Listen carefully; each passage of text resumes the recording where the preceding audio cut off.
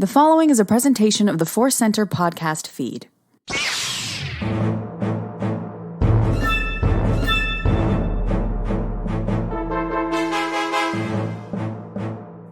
From the center of the galaxy, this is the Force Center podcast feed. I'm Ken Knapsack. I'm Joseph Scrimshaw. And I'm Jennifer Landa. And we're here to talk Star Wars news. We're here to deal with probably my voice sounding slightly different because I screamed all weekend for 3 days at a Schmodown shoot. So I apologize if I sound a little different. At least in my ears, I'm different. Joseph, am I different? You hear me more than any human being in the world. Well, my apologies to Grace that I hear you more. And I would say you have like 10% more Grievous in your voice, which it's not annoying or anything like that. It's fun. It's just a little bit of like, kid, I've been around the block. Let me excuse me, Obi-Wan. Yeah. Oh, that's great. I love it. The negotiator.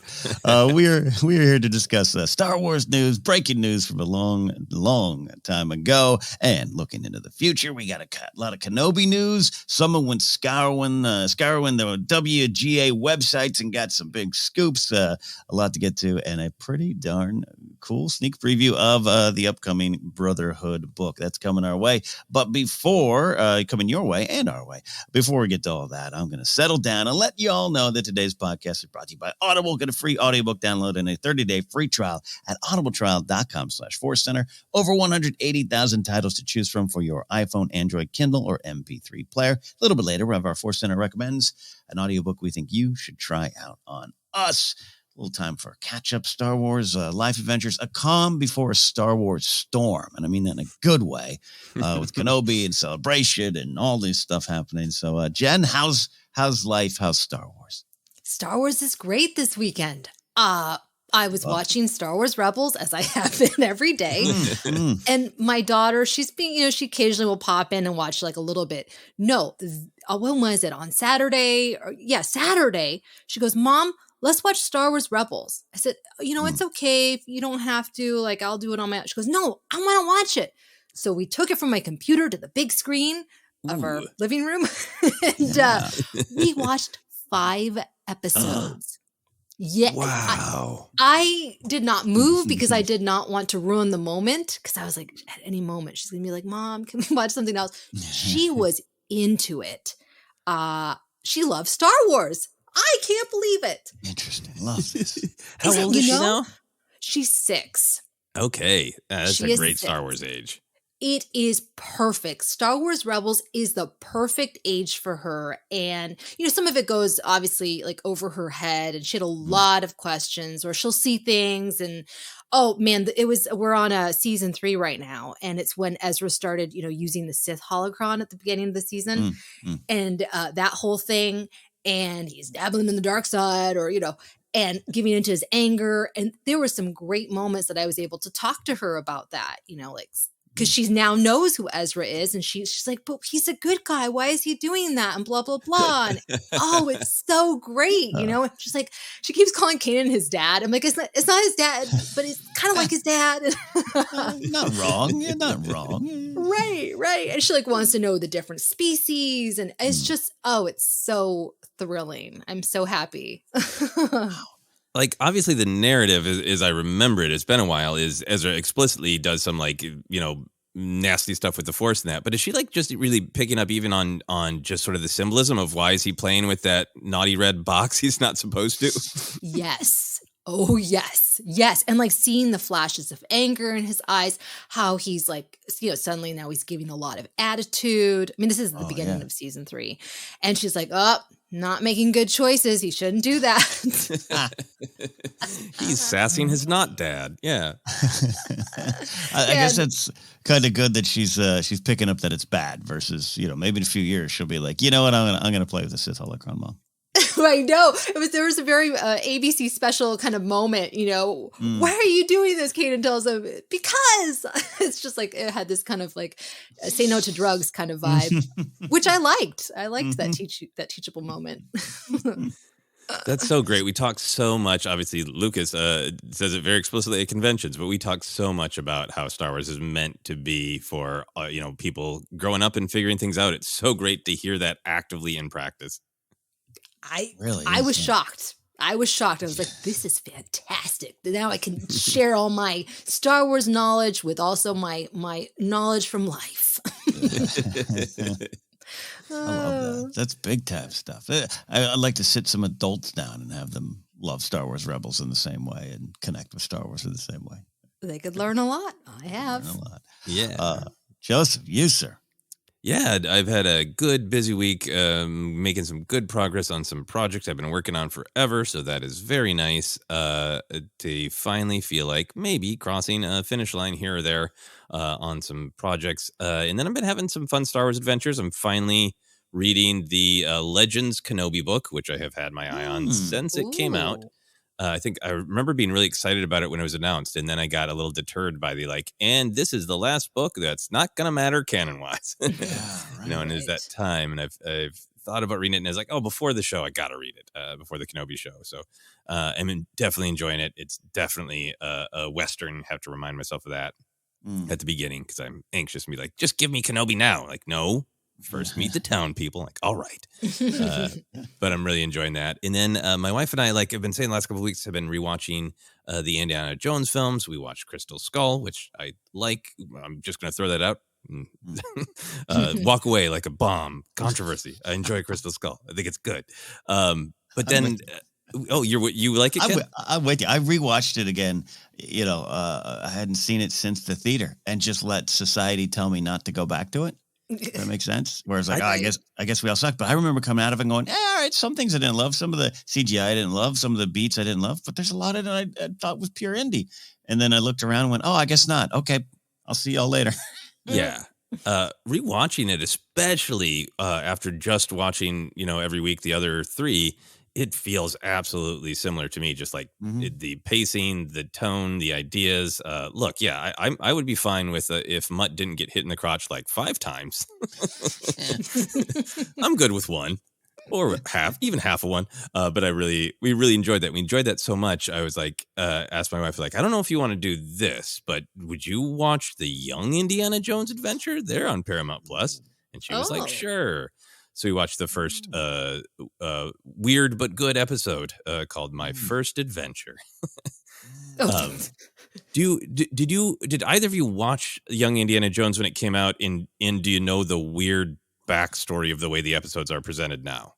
I watched it weekly back in the day. I don't remember as much as of the shows I'd like to. I'm gonna have to do a rewatch myself. I do kind of remember some of the weird formatting. Right, some little flashbacks, flash forwards. I can't remember. I remember old Indy showing up, and he was younger than Indy will be now. Just about, yeah. Jennifer, did you watch it back in the day? I vaguely remember the credits and not much else. Yeah. My brother and I watched it religiously when it was on back in the early 90s. And I remember being really engaged by it and fascinated by it. It's just if you don't know, it's just a fun, quick Wikipedia read of the weird history of the show. Like basically when it was aired, it went back and forth between 9-year-old and 17-year-old Indy. And, long story short, for eventual DVD release, Lucas was like, you know what? I want to make this chronological. And he removed the bookends with old Indy, and he recombined the episodes so that they're all in chronological order. And it's just, it's fascinating Lucas history of Lucas going, nope, I'm going to reorganize things so it's the way I want them to be. I mean, like the show itself is fascinating for Indiana Jones, but it's just kind of fascinating as Star Wars adjacent history because it's Rick McCallum. It's all these other names you recognize from the prequels. It's, kind of the very beginning of prequel testing ground. And then the great Star Wars history of, and I don't care what anybody else says, I'm going to totally redo this and make the original versions very hard to find. I did not know that. I'm going to have to take a deeper dive. Yeah, I do the McCallum of it all, which is great. Yeah, all the names. It's great that he was getting his team together. It was like, cool, let's go to Star Wars. But that's fascinating. Okay. Yeah. So they're definitely weird. They're definitely very Lucas. But like early on, I don't know, maybe third scene, right away you get some C.O. Bibble, Oliver Ford Davies, right there, really? having dinner with 9-year-old Indiana Jones. I'm looking forward to seeing all of the various connections. Oh, that's amazing. And it's on Paramount Plus?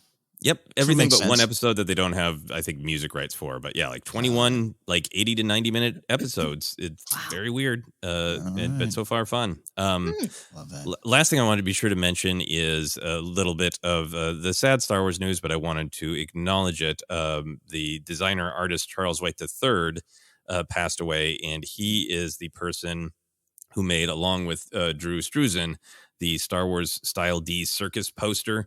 That is the one for the 1978 re-release. And it is the one that, Luke and Leia are swinging. Right. You got Vader down the corner, and it's got it looks like a poster that's plastered on a wall, and it's got the little Obi-Wan on the side.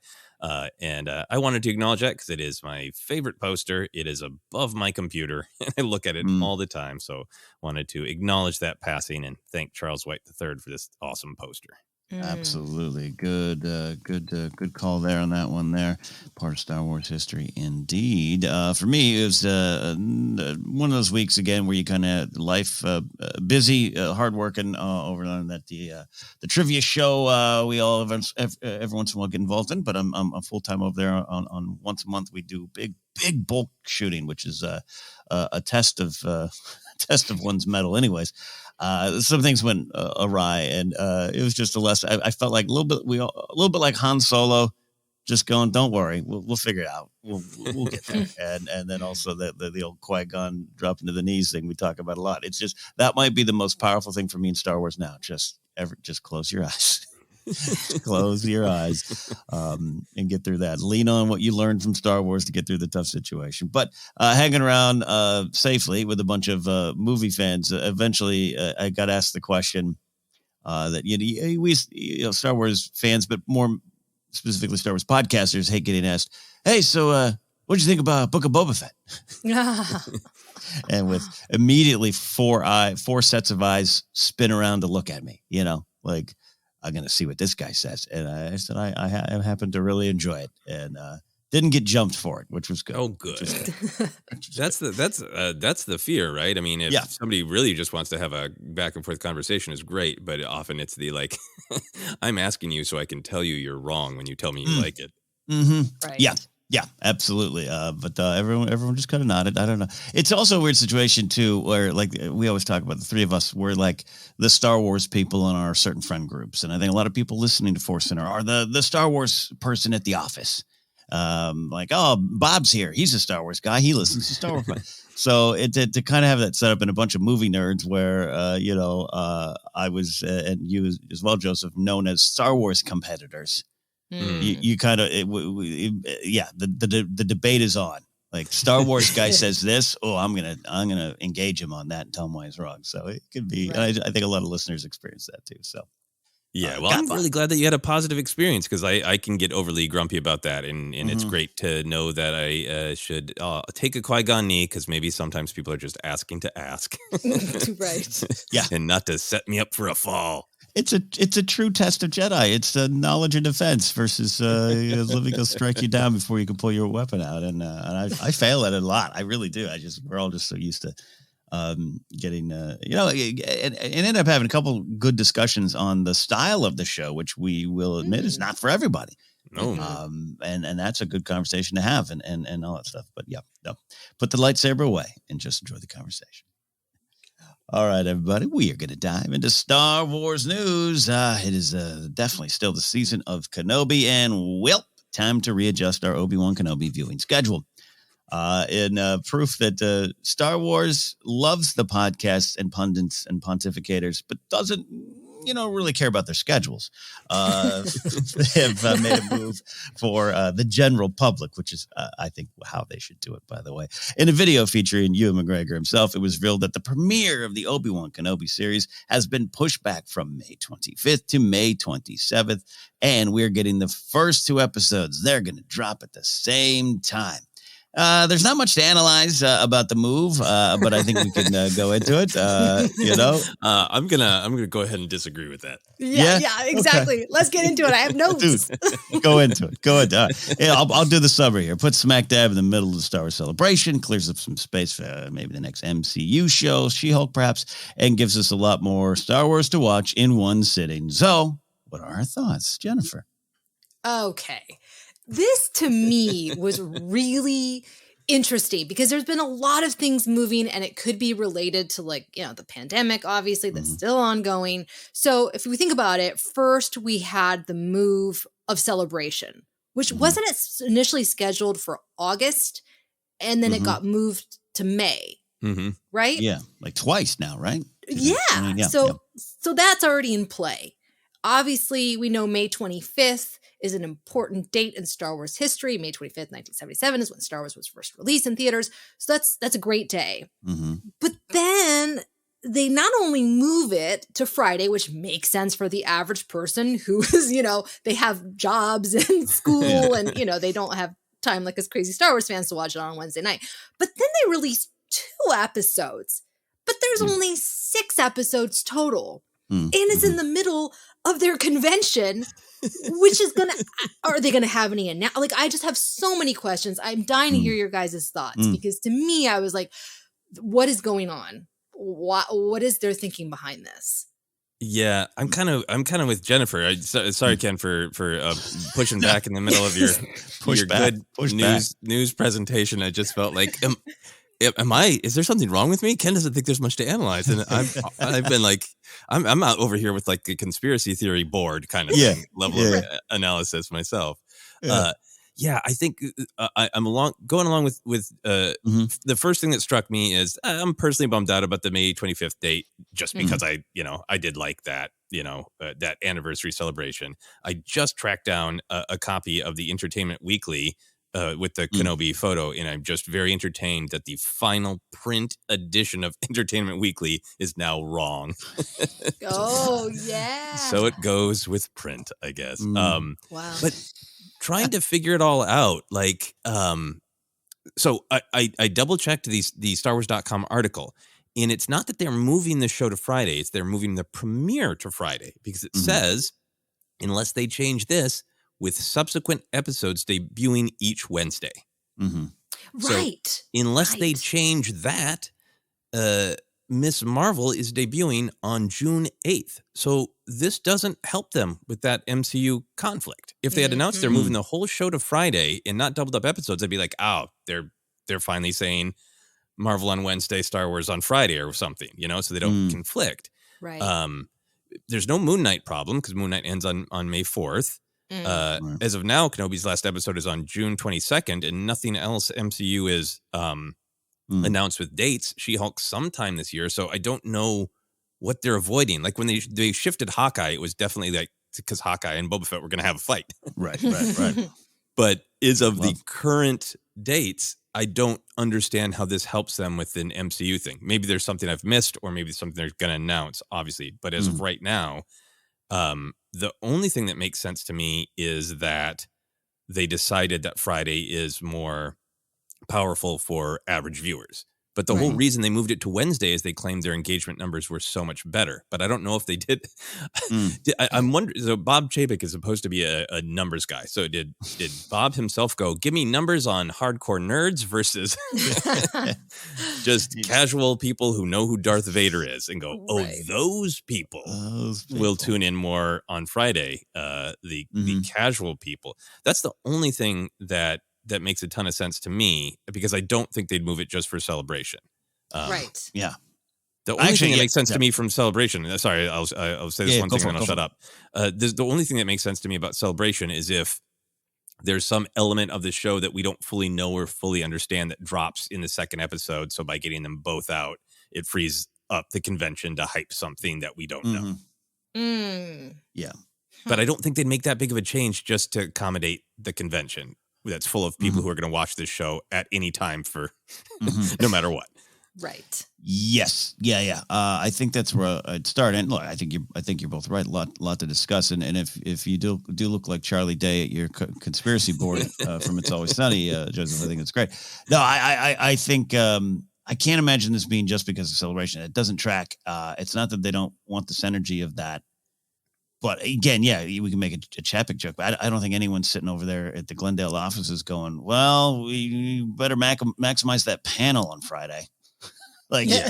Just doesn't work that way. So reveal, but maybe there's I don't know. I hadn't been tracking the MCU stuff. I said She-Hulk, Ms. Marvel, the next one. Is that the next one? Yeah, Ms. Marvel has been announced to premiere on June 8th, and Gotcha. She-Hulk is supposed to come out sometime this year, but they haven't said when. So there's okay. every possibility that their MCU shuffle's coming up, and they just haven't announced them yet, and that will make sense of all of this. Yeah, that's true. It's the other side of it could drop. And I have some as far as the date, but also this is just from the podcasting Star Wars coverage side. I'm really bummed we at Force Center lost our West Coast advantage. Yeah, we were going to have the show watched, analyzed, and published before we even set foot at Celebration. Now, like a lot of people, we're trying to figure out the best way to do it, which is a minor concern to all of this. But I mean, that was my first thought. Was like, well, damn it, we were going to have work done before the party started. I mean, so, I do think that is a factor of they are, with doubling up the episode, they are willing to let go of a week of buzz in podcasts and social media engagement and think pieces. You know, like that's a whole week less of buzz generated. Yeah, and that's that is perhaps the thing I don't want to say disappointment's a weird word to throw at this, because we're getting a Kenobi series in the middle of Star Wars Celebration, much to be happy about. But yeah, the 2 episodes, I don't love that. Mm-hmm. I really just kind of like the week to week for a lot of various reasons. It's not the end of the world, obviously, but man, that got me a little bit too. Yeah, I mean, like, why? I don't understand. This is such a big show, highly anticipated, only 6 episodes. Why are they going to do 2 episodes at the same time during their big celebration? It to me, it's like they're watering down like you're saying, the buzz, the excitement, unless they're looking at these episodes and going, we need to have the second one. Like the first one's not enough, which is very surprising. That doesn't make sense to me. I don't want to believe that. You know, actually, I'm sorry. Yeah, go ahead. Yeah. Well, I want to jump in, Joseph, for sure. But like, I'm thinking of the Hawkeye conversation again. Personal taste aside, I'm not a binger, and it's not just that I can't take 2 episodes in 1 week. I just like ruminating a little bit more with my stories. I also like delaying the satisfaction. I like the anticipation of next week. I actually really revel in that. Going to the Hawkeye thing, that's the only MCU show I spent a lot of time with so far. And I saw a lot of the conversation of, I'm so glad they released 2, because that first episode would not have been enough, to your point, Jennifer. And I'm like, I don't come from a point where I get that, you know, where like, well, it's the first episode. Like that's a separate conversation. Anyways, Joseph. Yeah, no, I actually think that is probably the most compelling idea. I think because these shows, especially the 6-parters, are, in my opinion, structured more like a double long movie. Like they still have the 3-act structure, which means the first 2 episodes are kind of act 1. Mm-hmm. And so a lot of times the first episode is table setting. And if you're just interested in, I want to get into the groove of the world, I want to get into the mood of the world, but the first real big conflict is just going to kind of pop right at the end, that's fine for some viewers. But for other viewers who I think are tuning into a television show going, I kind of expect a individual episode to have like a real big beginning, middle, and end, high stakes right in the middle. And that, I think, was a little bit of the deal with Hawkeye. It was a schedule thing, but it was also like, we're basically presenting act 1. Because it's the first 2 episodes. I think Book of Boba Fett took some hits on that first episode. I think people would have been way more pumped if the first 2 episodes dropped. Just kind of structurally, the amount of narrative, the amount of conflict, the amount of understanding of the rest of the story that they got. So that does make some sense to me of like, we really want to hook as many casual viewers as possible. Let's make sure they're super jazzed, and let's get it to them on the weekend so they can watch 2 in a row. Yeah. That's it. You're absolutely right. Now, and we'll talk about the writers, but looking especially at who's on the last 2 episodes, someone in particular we'll mention. They're going to do the first 2, and then it's a 3-part structure that makes so much sense. And I remember watching the Book of Boba Fett, and I think I even watched it with my husband. He fell asleep, but it was kind of slower paced, if I remember correctly. But I remember thinking, oh, okay, I get where they're going. But it was the second episode that really grabbed me. So they do need that second episode to get everyone hooked. Yeah, look, and to be clear, again, I'm talking from my personal point of view, and that's not the way Disney needs to program. So I think, Joseph, your first act theory is 100% right. And how that often is the case is how many times do you hear nothing happened in that episode, right? And that's usually episode 1. Every year, Game of Thrones the new season began with an episode of Reef putting the pieces back on the board. Oh, it's so slow, nothing happened. Right. And it's just the way of it. Again, maybe it's a separate conversation, but that's my point of view versus the general public, and you're always going to go towards it. Yeah, and Ken, I'm with you about the actual just like convention experience. Like, I will be Qui-Gon about it and take a knee and embrace the chaos, and there might be some benefits of some screenings at the convention. Seeing it with hundreds of cheering fans might be great. There might be a lot of benefits, but it feels to me like like Jennifer, you were saying, it's just so much at once. Like you planned like a whole day of birthday parties where you're going to do karaoke and then you're going to go dancing and you're going to have some cake, and then you're suddenly like, yeah, you can still go karaoke and dancing and cake, but you're all going to be in the roller coaster at the same time. Right. It's all good, but please, so much at once. It's a lot. Yeah. And look, again, we are digging in, but we're all blessed to have this. We know this. Yeah. We're just kind of splitting hairs here, but it's also very interesting. The business of it all, the business of Star Wars, the business of movies it can be pretty fascinating at times, and why things happen like this. So it's big. And the big question is, if anyone out there listening in Force Center has this on their mind, I will be watching it alone in my hotel room. So very Obi-Wan like. Though I am already thinking, because Joseph will be down there as well, probably sharing a wall with me. I'm thinking of bringing a big TV down to hook up my laptop, so I don't have to watch Kenobi on my laptop. Yeah, no, I mean, we listeners, we have not discussed yet how we're going to deal with covering this. Should we just stay up all night, watch both episodes, then record the podcast, and then get up at probably 9 a.m. for whatever the important big panel is at Celebration? It's on the list. It's on the list. Good problems to have. Problems to have. Absolutely. We'll keep you updated. And I think, Joseph, you could be right. More information could drop on the other side of this that makes it all seem even more make more sense of the situation, is guess what I'm trying to say there. But Jen, you mentioned it. Speaking of the writers, did the WGA reveal the Kenobi writing staff? Let's dig in. I love this. I don't know who would have decided to go visit the WGA website. Maybe it's I don't know. And, Joseph, you had a theory as well. I'll let you share if you want to there too. But anyways, the Writers Guild of America has the credited writers for Obi-Wan Kenobi listed. And it's very interesting. As was previously known, Joby Harold had taken over the lion's share of the writing from Hossein Amini. But Amini will retain 2 story by credits, 3 co-writing and teleplay credits. Man, I spoke a lot this weekend in my mouth. Does not want to work. I want to start there. That's interesting to me. We already kind of got a sense from some of those recent interviews that, hey, the story was kind of almost there. We'd taken the story, but we want to go different directions. We hear that a lot in Hollywood. But Joseph, going to dig into that credit of a story by retaining some kind of story by. Trevorrow retained a story by for Rise of Skywalker. There's a lot of kind of red tape, legalities, and all those kind of things attached to those rulings. Yeah. Yeah, I mean, I think the thing to realize about the credits is some of it is absolutely about what's actually on screen, but a ton of it is just politics and rules. Yeah. And I think that, sometimes decisions get made. I mean, that's just kind of a standard thing. There's a great Twitter thread about this recently about if you're staffed on a show, sometimes it will say written by, and that's a legal thing that you get paid by, but you're the writer who wrote the first draft, and then the room or the showrunner entirely wrote it, and you'll have maybe a line or a word left.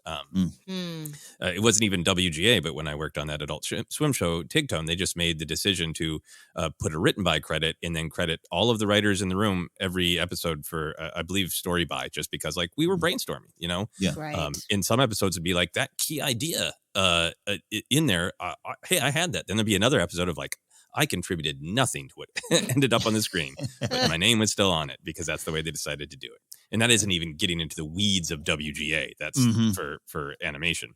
So that's my big picture thing. I think that there are tales of story credit and ampersand that starts to create a picture for me with these writers. The Hossein Amini thing is pretty clear because he wrote all these drafts. So I Yeah. think some elements are probably retained the way, because he's not just credited throughout. I think he's credited in specific episodes. So I think that one is really about, there are elements of that original draft that remain. I think it's a different story with the other writers that we're going to talk about. Mm-hmm. Yeah, Jen, any thoughts up top there with the credits and all that? Yeah. I mean, I just think about like when, it can be a very sticky thing when someone feels like their idea got taken and they did not get credit. That's how lawsuits happen. It happens all the time. I see it on Twitter. Hey, that was my idea and blah, blah, blah. That's why writers and directors and producers are like, do not send me any pitches. Don't send me any of your materials. I cannot read it, because they know if they read anything, they can be sued later on. Yeah, that just all makes a lot of sense. Yeah, it does. Yeah. The ampersand of it all. An arbitration, and 55% of this movie's yours. It's pretty fascinating and sometimes brutal. Some of the stories there. Let's get into some of the names though. And I had off air wanted to make sure I hadn't heard any of these names. No rumors had popped up, at least in my world. Joseph, relatively the same name here and there. Maybe I don't know if Jen, you heard anything, but here's the names. Stuart Beattie, who written many things, but maybe most notably Collateral, one of my favorite movies, and Pirates of the Caribbean, The Curse of the Black Pearl. And credits also there for Andrew Stanton. You might know some of his work. Toy Story, Finding Nemo and Dory, Wall-E, big stuff there. And Hannah Friedman, definitely not a newcomer, a lot of credits, but to this bunch, getting her name in there, it's a big thing. Roadies, Wet Hot American Summer, and the upcoming Willow. So there you go, in-house, keeping it in-house there, Disney there. So any thoughts on those names? We can get into individual episodes. Any thoughts on that? Jennifer, what do you think of the Wall-E of it all? Oh man, when I saw his name, I went, oh, they brought in the closer. They brought in the guy, and he's in the last two episodes. Yeah. And I mean, I watched Toy Story. I just watched Finding Nemo and Finding Dory last week. Those movies, I don't know. I've seen them so many times, but the emotional, the heart, oh my gosh, there's so many devastating moments that just, I mean, this is a fish, and seeing Dory like losing her family, I was just like welling up with tears. Why? But it's because he knows how to root these emotional moments in truth, no matter if it's a fish or a bunch of toys or now Kenobi. And that to me makes me very excited, right? Because we've been talking about that, the emotional depth, getting to see the inner turmoil of Kenobi, and how are they going to top Revenge of the Sith? That's what I've been wondering. Well, they brought in the man who can make that happen. So I was very excited by that name. I agree with your analysis, and I was just really, really enjoyed your good promo there of fish, toys, and now Kenobi. And a space wizard. Yeah. Man. I think I'm excited by a lot of the writers. I do think, continuing just for a minute, our who did what story, I think based on the credits, so Hannah Friedman and Andrew Stanton are ampersanded with Joby Harold, which means team, that they wrote together. They're also credited is actual, either written by or teleplay. So my analysis is that Joby Harold took over as the main writer and brought in some other writers to work on specific episodes, story beats. And I think Hannah Friedman and Andrew Stanton are probably, brought in after Joby Harold to work on like actual script work. I think Stuart Beattie is credited as no ampersands and story by. So I think at some point it escaped the laser eye of Star Wars pundits, and I think at some point Stuart Beattie did a treatment either before or after Hossein Amini, and there are elements of his story treatment that are still in this. I also think it's significant that all of these writers are names. They all have management. I mean, most writers have management, but they have powerful management. And I think they have every motivation to want to get some credits, financially, reputation-wise, and I think it's great for Lucasfilm. Lucasfilm benefits by going to look at all these great writers who contributed. So that's I wanted to finish that kind of analysis of the big picture of who might have done what and when. So I'm just gonna Joseph, you just made me connect something. And I'm just gonna do this here on Force Center. Stuart Beattie wrote the movie. Really? Oh. He's from Australia.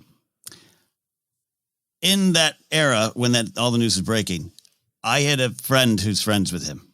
And she straight up said, my friend is coming to announce the Kenobi movie at D23. And we all went there expecting it, and not a thing happened.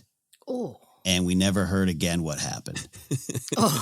And my friend did not know what happened. And then I've been sitting on this for years. A friend of a friend. It sounds like a joke. A friend of a friend's mom's personal trainer. What? No. Said, really? I had a client. This client showed me a script of this Kenobi movie, or said that he finished it. And so my friend was like, hey, does this mean anything to you? Huh? And I said, what's the name? She said the name. And I was like, yeah, that's the same name. So two mutual, independent sources, this is about 2016, had said, hey, this guy wrote the Kenobi movie. Okay. Nothing ever happened. That makes perfect sense. He wrote a movie. He wrote the movie. Yeah. Then Hossein Amini came in. Apologies on the name. Yeah. Came in and turned it into a television show. Then Joe B. Harold came in as the new head writer. And in the process, either Joe B. Harold or the general Lucasfilm team said, hey, why don't you collaborate a little bit with these two powerhouse writers who are also internal to our little family, and who maybe Hannah Friedman and Andrew Stanton are interested in doing some more Star Wars. So why don't you work a little bit on this one? Yeah. Get in the groove, meet everybody. Yep. Yeah. And I would not be surprised to see an announcement of a Hannah Friedman or Andrew Stanton led show. So there we go. Between your friend of a friend's mom's personal trainer and ampersands, I think we broke the story. Yeah, there you go. Yeah, no one quote me on it, but that all made a ton of sense. All right, cool. Sorry, I should have done this before. It's been a long weekend, and I didn't connect the name. Yes. All right. Yeah, that is breaking news. We just had real breaking news. Get your lawyers ready. But no, that all tracks. That all tracks, and it's that past the hot potato of writing in Hollywood. Yeah, no, it is the way of things. Ken, you framed a very good question that I then moved us away from to talk more about ampersands and personal trainers, but about what these writers mean and what they're going to bring. What do you have feelings about? How much of their contributions we're going to see and what it means to Kenobi? I love the collateral of it all, especially if that was going to be part of the movie, which is if anyone's familiar with that, Jamie Foxx, Jada Pinkett Smith, Tom Cruise, Michael Mann film. It's just one of those. It's a suspense thriller on one hand, and it is the long dark tea time of the soul, as I always say, to Douglas Adams, of everyone, of a cab driver, of a killer, and looking inside of yourselves. It's a really deep, reflective movie. So that kind of being a baseline for this really deep, reflective part of Kenobi's life just gets me excited. I'm excited about that. And then, but same with Wall-E, right? Not a lot of dialogue in old Wall-E there. It's told in a different way. And I expect there to be a lot of dialogue, but all those things, don't they just kind of sync up with what we think Kenobi's shattered soul is at this point in his life? Yeah, absolutely. For me, I mean, I think, Stuart, I haven't seen Collateral, so it being an action thriller with some dark elements, Dark Night of the Soul, Dark Tea Time of the Soul, that makes a ton of sense for the movie version. Moving into actual, I think probably script work and story beat work, Hannah Friedman has done a ton of things, like early memoir success. It's been YouTube, working on Willow now, lots of things, but clearly has like comedy chops. So I think bringing a little bit of those comedy chops, and I always want to be careful about the way I say this. I'm sure has incredible talents as a writer, period. But I do think it is valuable to have the perspective of a woman. Much like Phoebe Waller-Bridge is just an incredible writer. She also really did bring a lot to No Time to Die in the script from not just being a great writer, but also having a different perspective. So I think that's vital. And then to Jennifer's point about the quality of fish and toy storytelling that in robot storytelling that Andrew Stanton has done, I think he clearly has a love of genre in an understanding of not just character and bringing it all home and tying it up in a bow, like Jennifer was saying, but the genres that Star Wars was based on. He worked on John Carter, which the film, which did not do well at the box office, but a lot of people have had a critical reassessment of. But that's like John Carter is like that's core pulp DNA of Star Wars.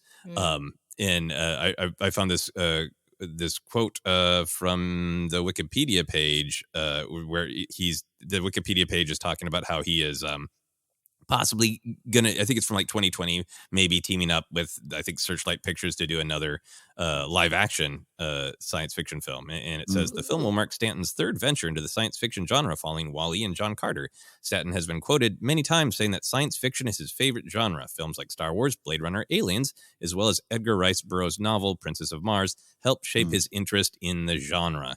So not just the utter storytelling chops of being a huge factor of Pixar's amazing success, but also like he is I have been dipped in the DNA that made Star Wars. Yeah. And that's what I care about the most. I really like how it feels like it's a collaboration between all these writers. I think that it's a good thing to get all these different perspectives. I think it's what Disney has been doing so well in recent years, from Frozen to Moana to, Encanto. Like, part of the reason why those films are so great is because they collaborate, they bring in other writers, other directors and say, hey, what do you guys think? And then they share their ideas. And I think that Star Wars can really benefit from that. I love Jon Favreau. I love, Dave Filoni. I love what they've done with the Mandoverse. But I think moving forward, I think that this is really, to me, it's really exciting because you can get just maybe even newer writers, newer voices. And then through that experience, they can go off and helm their own shows. And that is thrilling. Yeah, I'm with you. I'm really excited by this news. I think the variety of voices, it makes me really excited for it. And then knowing that all of this great script work then gets funneled to Deborah Chow, who's on set, and Ewan McGregor, who's the kind of actor who's not just like stand where and I say what, he's the kind of actor to go, why am I feeling this? Am I really angry in this moment, or am I sad? Like, he's really an actor who engages, Yes. So all this great work then gets funneled into sort of, these final voices. Yeah, absolutely. And, all of it just builds, clearly, we're very excited for the show. I don't care what day they air it and how many episodes. We're so excited. I always kind of keep getting surprised that I could get more excited. This made me more excited. All the names, now even more excited, live on the show, remembering a bit of information I had buried in my subconscious. Man, I am just over the moon. That's my great analysis. Over the moon. Yeah, well, I think that's very well said. I will join you over the moon. Over the moon and the twin suns. Any final thoughts here on the tales of ampersands in Star Wars writing? Well, now I'm just I'm very fascinated with his personal trainer script story. I want to see a show about that. Yeah. Wow. Well, we always say, how many years on Force Center, we always say we make jokes like, you don't know what kind of parties you're going to be at or coffee shops you're going to sit in. It's so weird how information travels in this town. Yeah, it really is. Including someone getting a nudge to check the WGA website, There you go. We're going to take a quick break. I'm going to recover and regroup. And we are going to dive into some more stories after that break. Before we do, though, we want to have a Force Center recommends an audio book we think you should try out on us. Joseph, what do you have? Well, if you want to get even more Kenobi before the next Kenobi book comes out, you can check out Master and Apprentice by Claudia Gray, one of my favorite Star Wars books. Absolutely. Check out that book by downloading your free audiobook today at audibletrial.com/ForceCenter. Again, that's audibletrial.com/ForceCenter for your free audiobook. All right, we're going to pick up the pieces, take a break, come back with more news here on Force Center.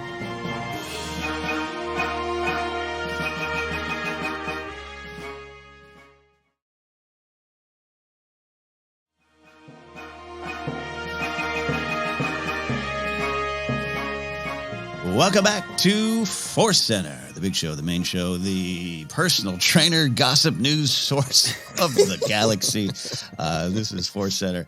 I apologize. I just on air realized a connection. I thought that was a fun moment. We're gonna leave it all in. But we are gonna also keep talking about Kenobi, which, by the way, is a great thing.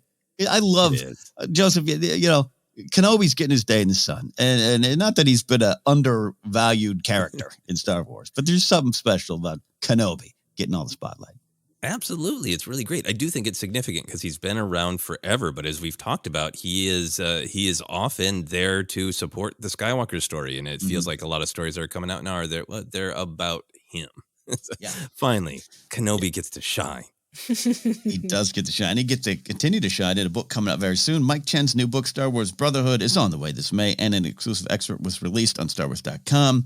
As always, if anyone wants to go completely blind to these books, we understand. So spoiler warning there. Kenobi is on the trail investigating problems on the separatist world of Cato Neimoidia. We kind of know because it's the business on Cato Neimoidia that we're going to find out. And in this clip, if you will, he meets Ventress. Asajj Ventress. We get the meeting here. So how do we feel about this? How do we feel knowing we're getting to see this introduction in this book? It's a big Kenobi canon moment and Ventress canon moment as well. Jen, Ventress thoughts? I was excited to read this excerpt. I mean, I love their kind of frenemy relationship, their flirtation, they're kind of how they antagonize each other. We just get to see more of that. And I like that. Mike Chen, he wrote a blog post sharing a little bit about the story. And he said that it's a character-driven examination of trauma, extremism, purpose, and letting go with lightsabers. And he said that he wanted to show that Obi-Wan feels pressure from having to live up to his promise to Qui-Gon while also having to become kind of like a parent. So he was excited to explore that because he's also a really huge fan of the prequels, and that his passion, it's a big plane or something going overhead. His passion for the prequels and for this story, it got me really excited. Yeah, absolutely. That's well said, Joseph. Yeah, no, I'm very excited. I really loved his story from a certain point of view, Empire Strikes Back book. So I'm really excited for his take on this. And yeah, knowing that he is very, very invested in, a big fan. And I love to hear, I didn't read that particular blog. I read some other things about how he built out some new characters that he's adding to the Star Wars world in his book. And I enjoyed those process things. I didn't read that. And I think that's such a fascinating part of the Kenobi Anakin saga that is definitely hinted at in the movies, and different writers and fans I know are really excited about that. So I'm excited he is diving in of that. Obi-Wan goes right from like, I did it. I graduated. I'm free from college. What should I do? Oh, I guess I'm kind of a dad. I'm not really comfortable with being seen as a dad. I don't get to have my own adulthood. And now this weird period that Mike Chen is writing about where Kenobi is shifting into, there's a war on. Okay, that's not great, but I'll find my way. And kind of getting something that I think he must kind of want, of moving to being brothers, because I think that's a relationship that he feels more comfortable in. I don't think he ever felt comfortable or knew what to do with the father role that Anakin needed, that Qui-Gon, vacated by dying, not his fault. So I think that I'm really interested in that, of like, if Kenobi is reflecting on, I never found the perfect groove being his father figure, but maybe this will be great to be brothers. I love that angle too. I'm just like kind of like, no, we're friends, buddy. Let's go out. Let's go. You want to go play ping pong? Let's go hang out. Want to go video arcade? We're brothers. Well, yeah, and it's that dynamic in Clone Wars where it feels like they've got this sort of like fun rivalry, but Kenobi still does kind of lecture him and silence him every once in a while, but is also impressed by him and loves him, and it's a fascinating dynamic just on that level. And yeah, thrilled. Totally agree with Jennifer. I think that flirting, that intense flirting in the Clone Wars animated series, particularly in the earlier episodes, is so great. And it's one of those things in Star Wars are like, why leave that on the table? Let's look at that, Right. The excerpts, like at one point, I think there's that says Ventress sucked in a breath. holding it as if to tease him. Like, well, geez, this is just Bridgerton with lightsabers, and I love it. Getting racy. Yeah, absolutely love it there. Anything specific other than Ventress biting her bottom lip, a half amusement coming just, I'm reading it right now. It's great stuff. Anything specific here? I'll say this. I personally love this Kenobi carrying an item of sentimental value to him. Right. And a Jedi having some sort of attachment to memories there. I love just starting point there. And what do you think that might be? Have you thought about that one, Joseph? You know what? I have not given that one much thought. I've had a lot of different Kenobi thoughts to have. Yeah, that's a lot. I haven't got to that one, but it's a great little detail. I think I was so focused on because everybody was, hyping like it's the Ventress thing, and it's such a weird thing to be like, I'm in the middle of my day, I got to stop and read a book excerpt, so the book excerpt is not spoiled. So I was really focused on the Ventress thing. I think I'm also just really fascinated with the political dynamic. That this is a war, but it's early on, and that tension of what's going on in this scene really is Kenobi is, being the negotiator, the diplomat, early in the war, where you can think maybe we can still kind of talk things out. Am I talking to a diplomat from across a political divide, or am I talking to a warrior with a lightsaber who's going to start slaughtering people? And I got to go from negotiator to defending people. And, that just that tension between this is a political disagreement and maybe we can still work it out versus Count Dooku is behind this and he's a Sith Lord and it's a war. Yeah. Even that line from Ventress, I think we'll be friends, and perhaps you can have it when I'm done with my investigation talking about that item. But I love that starting point there. And the Dooku stuff's pretty great. Jed, I don't know if you had any reaction to Ventress claiming that Dooku, he speaks highly of your order. Toby, kind of words at play there. Yes, it's just great. And I can just hear Nika Futterman's voice, I can hear James Arnold Taylor's voice. Like, it's so exciting. And I love how he mentioned, I think it's towards the end of the excerpt where he's like, he sees the hint of metal on her hip or something. Oh, it's just building that tension. One last thing that I thought was interesting from Mike Chen's blog post was that he said that he wrote this during the Delta surge of COVID, which was challenging because he was juggling his day job. His child was on Zoom school, so he was like homeschooling. And then he was also writing this book. And he said he had a very short amount of time, a quick deadline. But he said that he was just so inspired that like the words were just coming out of him. And he's been envisioning he's had these thoughts about these characters and it just all came free flowing. So I really am excited to read this. Yeah. Absolutely. Yeah. Yeah. I think the other thing for me is I know that the business on Cato Neimoidia that doesn't count. That's like a fun moment that we get to examine. But I love Cato Neimoidia because of those weird, beautiful bridge cities, and I love hearing Kenobi go like this. I haven't seen anything quite like this. It's quite beautiful. But that also speaks to like some great political complexity of this era that I love, where like Cato Neimoidia is trying to be like, yeah, we're separate from the Trade Federation. And we know from some Clone Wars episodes, it's more complicated than that. So I'm really excited about that. We are diving into the prequel era. Indeed, this book comes out May 10th. We will, of course, be reading and covering it here. We might be, reading it in hotel rooms while watching Kenobi at Celebration and hanging out with Australian screenwriters. I need to re-examine the actual excerpt, but this is the wild, bad Kenobi theory of his personal thing. Maybe it's Anakin's Padawan braid that he's holding on to remember when he was young. Could be indeed. We'll find out soon enough here. So that brings to close our discussion on Star Wars news. A lot of news to discuss. But before we get out of here, are going to look ahead to Star Wars Past. Looking ahead this week for a Star Wars This Day in History to talk about. We got a great one.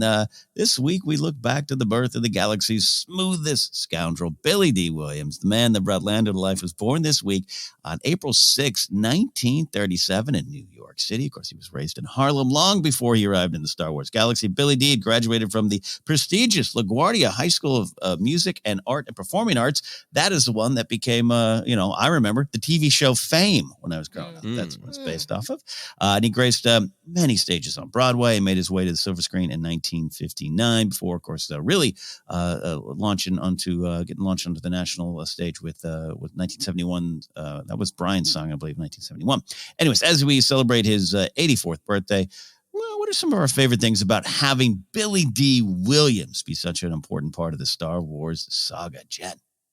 Oh, I first saw Billy D. Williams in Return of the Jedi. I never saw his appearance in Empire when I was a kid. So for me, it was seeing him, a Black man, being a hero of the rebellion, Rebel Alliance, and an important member of this core group with Han and Leia. Like, he was just as important. And that for me was really powerful. Because I was like, wow, there's no prejudice in Star Wars. There's no racism in Star Wars in this fantasy world. That's where I want to go. That was really, it provided a necessary form, a place to escape. Mm-hmm. Because I was like, wow, he can be every bit as equal as them. Of course, when we learn about their relationship in Empire and stuff like that, that's a whole other thing. But, right. But yeah, it was his seeing him on screen was really, really important for me as a kid, and still is to this day. Yeah, absolutely, absolutely, Joseph. Yeah, no, I think we talk a lot about the steps that diversity and representation still need to take, but yeah, it's undeniably huge. It's certainly a very, very positive impact on me to have Lando in Star Wars growing up, and I love the character in the same way I loved Han. Of like, I wish I could be as cool as him, and I think what he brought to Star Wars, and it's you can see it in lots of other characters. Han is super charming. He's a scoundrel, but he's a rough around the edges scoundrel. He's it's charming how you have your life duct taped together scoundrel, right? In Lando is my cape is always pressed and I would never spill food on my clothes charming. Like, he is suave. He's this different kind of charming. There's so much in Empire in particular about how they're both scoundrels, but he has this different flavor of scoundrel, and he really brought that energy to Star Wars that pops up in lots of different characters. I think also a huge thing for me is just the you have it with Han, but it's kind of a different perspective with Lando, of the person who has the instinct to be selfish and turn away from the fight and chooses not to, right? He can't ignore the fight. He tries to deal with it, but it comes to him. It comes to Cloud City. And he, like a lot of the characters, relearns that lesson in the sequel trilogy too, that, you can't ignore the fight. He's such a great symbol of that. Yeah, absolutely. Lando's always one of my favorite characters. And it is, as a kid, for me, I probably connected him on a different level, right? And that's the great thing about Lando. He does all those wonderful things you both addressed and talked about, the representation, diversity, all those kind of things. But I'm 7 and 8, not fully understanding that. I'm just seeing it, right? I'm just feeling the effects of that. Love the character. And to your point, Joseph, too, I've always said I'm a Han Solo guy, meaning I have a lot of duct tape holding my life together. So I think I looked up to Lando in a way. I always joke, it's a joke, but like, I grew up with knowing that my mom was like, that Lando's a good looking guy. And so I love having Billy D, who kind of owns all of that, including I think it is Empire Dreams when he talks about him coming in and there are important bigger reasons to have him in there, Lando, but also he says, yeah, that was kind of cute. And he's just always represents that. And then, I think as I got older, Lando as a survivor, Lando is someone who's not selling out his friends as much as just trying to survive, but then, has to make the bigger choices and stuff like you said, Joseph. I just always love that. And I love that Billy D is defensive and protective of Lando in that way too. The Star Wars Celebration Chicago speech he gave of just like, hey, no one got killed. Like I had to do it. And I loved even after all these years, Billy D is ready to defend Lando and what he was doing and what the character was actually about in a lot of different ways. So I just love having Billy D around for that. And so thrilled that I think we got him in the right way in The Rise of Skywalker, not a cameo or a throwaway spot in episode 7 and 8. Mm-hmm. Yeah. And I love that he continues to reprise his role, in Star Wars Rebels, lending his voice, or the Freemaker Adventures, the Lego Star Wars Holiday Special. I like that. I like when the Star Wars actors are like, yeah, I'll come in. I'll do a session, a VO session. Yeah. There's no pushing the character away. He fully embraces Lando, which is so great. Yeah. Mm-hmm. Love it. And as we all work and attend conventions, we know people have helped run or, build conventions. Every story I've ever heard from Billy D being at conventions is pure class. He's Lando to the core. And I love that too. Mm-hmm. Yeah. All right. That is so happy birthday ahead of schedule here to Billy D. Williams on April 6th. That is our look back at Star Wars Past. We are going to look ahead to how you can find us. We're on Twitter at Force Center Pod. Our Facebook page is Force Center Podcast. We're on Instagram, YouTube as well. Podcast available on Acast, iHeartRadio, Apple Podcasts, Google Play, and a lot more. Just search and find us. Merch is available at tpublic.com/user/Force Center. And you can support us at Patreon. That's the one I was trying to say. Patreon.com/Force Center. From there, you get into our Discord and have a wonderful discussion with our Force Center friends. You can follow me at Ken Napzok, or go to my website, kennapzok.com. I got dates for upcoming shows, though who knows? Things are always changing. The things still floating out there. Be careful, everybody. Wear your mask is all I'll say, though I am fine. Don't worry about me. Also, I want to remind you to check out, if you'd like, globalgiving.org and search for the Ukrainian Crisis Relief Fund. Obviously, still that's the situation in Ukraine still ongoing even as we record, but that is to help support the people affected directly by it. Joseph, where can they find you? Yeah, you can find me on all of the social media. Twitter, Instagram, TikTok is at Joseph Scrimshaw. I'll continue to share some action figures that I'm not going to open. Got some more Kenobi ones coming up as well. And you can find all of my other adventures, including, I think, pretty soon, some shows back actually performing. You can find that information eventually on my website, josephscrimshaw.com. I want to continue to highlight the organization Vote Forward. It is a service where you write letters to people, letting them know why you vote and encourage them to use their power to vote. If you are interested in that, you can check it out at Vote Forward, which is votefwd.org. Love it. Jennifer, take us home. Well, you can find me on Instagram, Twitter, Facebook at Jennifer Landa, and my TikTok at Jennifer Landa 1138. And today I am spotlighting the Amidala Initiative, which is a campaign to support trans youth and their families through Equality Texas. The initiative was created collaboratively by over 50 fandom creators, like our friends Star Wars Explain, Molly and Alex. They are dedicated to speaking out against anti-trans efforts, and currently they have a GoFundMe set up, and right now they've raised about $14,000 out of their $25,000 goal. You can learn more about the initiative on their Twitter page at Amidala Helps. Wonderful indeed. Well, that is it for this week. We'll see you this week for some deep dive, some questions, and next week on the news. Who knows when Kenobi will be airing then? We'll find out. So, for Obi-Wan Kenobi, for all Australian screenwriters and personal trainers, this has been Force Center.